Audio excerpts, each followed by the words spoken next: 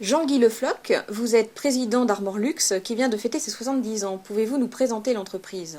Armor Luxe est né en 1938, le 7 octobre. Voilà, je crois qu'elle a eu donc 70 ans hier. C'est une entreprise textile qui emploie 700 personnes, réparties sur tout le territoire français, avec deux gros sites, un site industriel à Quimper, 400 personnes, et un autre site industriel à Troyes, 120 personnes. Voilà, c'est une entreprise de production, de distribution et de logistique textile. On fabrique des vêtements comme le sait le consommateur, comme le sait pratiquement tout Français, des vêtements très qualitatifs. Le chiffre d'affaires est de 75 millions d'euros et la marge bénéficiaire est de l'ordre de 2 millions d'euros par an. Juste pour revenir en arrière, vous êtes diplômé de Centrale Paris, c'est ça? Voilà, je suis diplômé de Centrale Paris. Vous avez travaillé pendant plus de 10 ans dans le groupe Bolloré. J'ai été le bras droit de Vincent Bolloré pendant une petite quinzaine d'années à Paris. Voilà, et vous avez souhaité revenir dans la région et principalement à Quimper pour reprendre Armor Luxe. Alors pourquoi? Et surtout, sachant qu'à l'époque, le domaine textile n'allait pas très très bien. Oh, vous savez, tout Breton veut toujours revenir, donc c'est normal que je sois revenu à l'âge de 40 ans passés. Et tout Breton est un aventurier, donc l'aventure du textile, pour nous, c'était pas pire que l'aventure de la pêche en mer d'Islande dans le temps. Donc voilà, c'était une aventure agréable et des risques surmontables. Et vous avez quand même résisté à la mondialisation, parce que c'était ça le gros problème à l'époque. On a résisté parce qu'on a travaillé tous ensemble, on a été solidaires, on a eu plein d'idées et on a contourné ce problème de la mondialisation. Effectivement, elle est maintenant pour nous un souvenir un peu délicat, mais enfin ce n'est plus qu'un souvenir. Mais vous êtes passé quand même par la délocalisation. Pas vraiment, donc on n'a pas délocalisé puisqu'on a gardé tous nos emplois ici en France.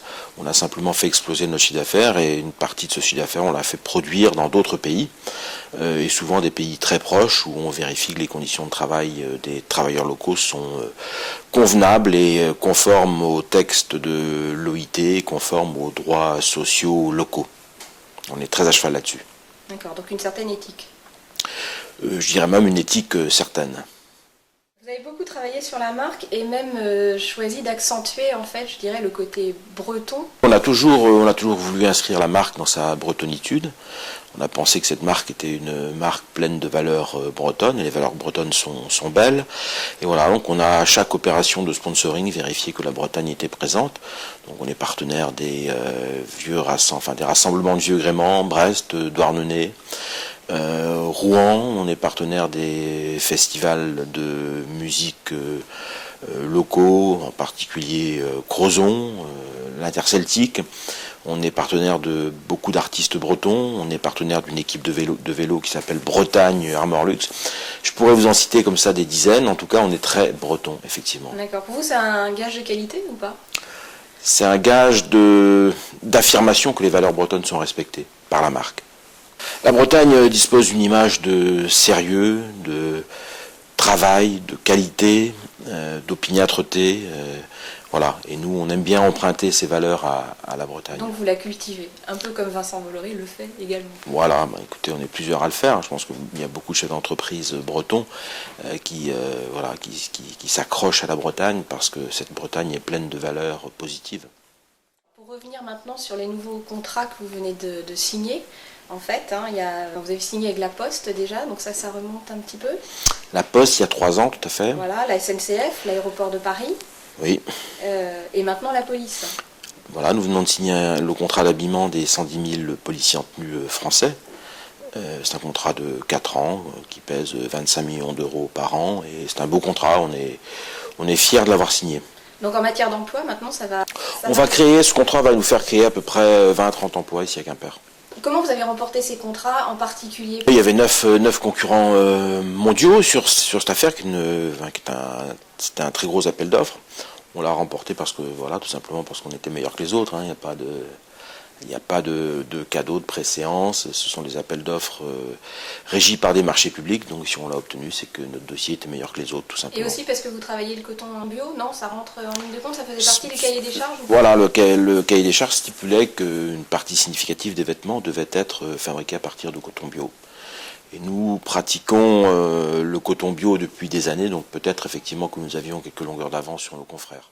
On a été les premiers en France à signer un contrat de licence avec Max Havelaar, qui est le plus beau label de commerce équitable, dès que le coton labellisé est apparu sur le marché.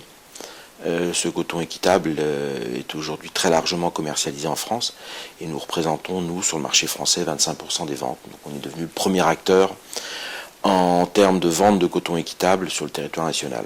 Et alors aujourd'hui, pour finir, quels sont vos projets? Vous en avez beaucoup. Beaucoup.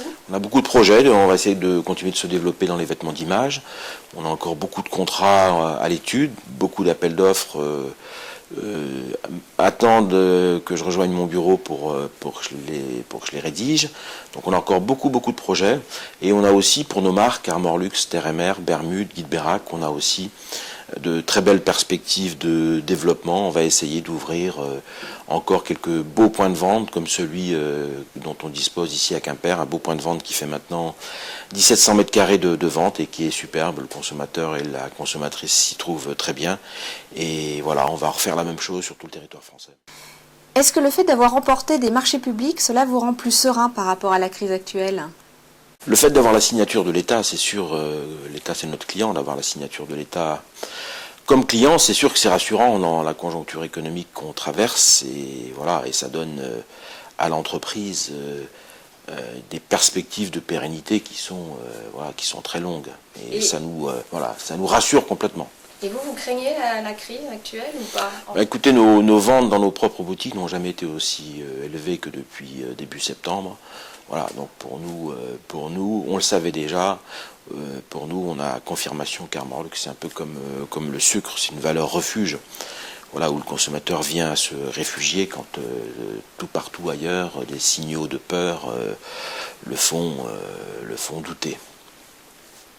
D'accord. Si vous avez autre chose à rajouter? En Bretagne, on dit qu'en Bretagne, il fait souvent mauvais. Aujourd'hui est une autre preuve. Pourtant, on est mi-octobre. Aujourd'hui est une autre preuve qu'en Bretagne, il fait souvent très beau. Et les candidats que nous recrutons tout au long de l'année sont toujours très surpris du caractère agréable du temps ici au bout du Finistère. Voilà, nous sommes dans un climat tout à fait généreux et il fait beau en Bretagne au moins une fois par jour.